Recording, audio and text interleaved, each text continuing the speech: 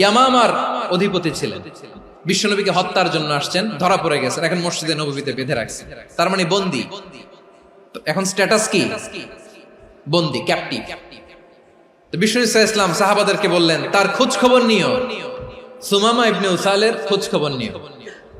সাহাবার বলেন ইয়া রাসূলুল্লাহ, আপনাকে হত্যা করতে এসেছে, তার তো কঠিন ক্যাপিটাল পানিশমেন্ট হওয়া দরকার, কঠিন শাস্তি হওয়া দরকার। বিশ্বনবী বললেন না, আমি যেটা জানি তোমরা সেটা জানো না, তোমরা সুমামার সাথে ভালো আচরণ করো। বিশ্বনবী সুমামার কাছে গেলেন। প্রথম দিন যে তিনি কালেমার দাওয়াত দিলেন, ইমানের দাওয়াত দিলেন, ইসলামের দাওয়াত দিলেন, রিসালাতের দাওয়াত দিলেন, আখিরাতের দাওয়াত দিলেন।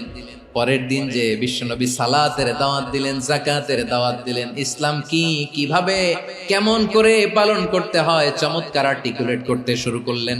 তন্ময় হয়ে সুমামা ইবনে উসাল রাদিয়াল্লাহু তাআলা আনহু বিশ্বনবীর কথাগুলো শুনতে আরম্ভ করলো। একদিন নয়, 2 দিন নয়, টানা 3 দিন বিশ্বনবী সুমামার কাছে ইসলামকে প্রেজেন্ট করেছেন, উপস্থাপন করেছেন। আওয়াজ করে বলেন কয় দিন? 3 দিন। 3 দিন মসজিদে নববীতে বাধা। আর সাহাবীদেরকে বললেন তার খোঁজ খবর নিও, তোমরা যে রুটি বানাও এর মধ্যে সবচেয়ে ভালো আটার রুটিটা তারে দিও, সবচেয়ে রিফাইন্ড খেজুর, যেটা পিওর খেজুর, এটা তারে দিও। আর বিশ্বনবী নিজের উট থেকে দুধ দহন করে ওনার বাড়ির এক কর্মচারীকে বলেছেন দুধ দহন করে সুমামার জন্য নিয়ে যেও। সুবহানাল্লাহ পড়বেন না? সবাই তো অবাক।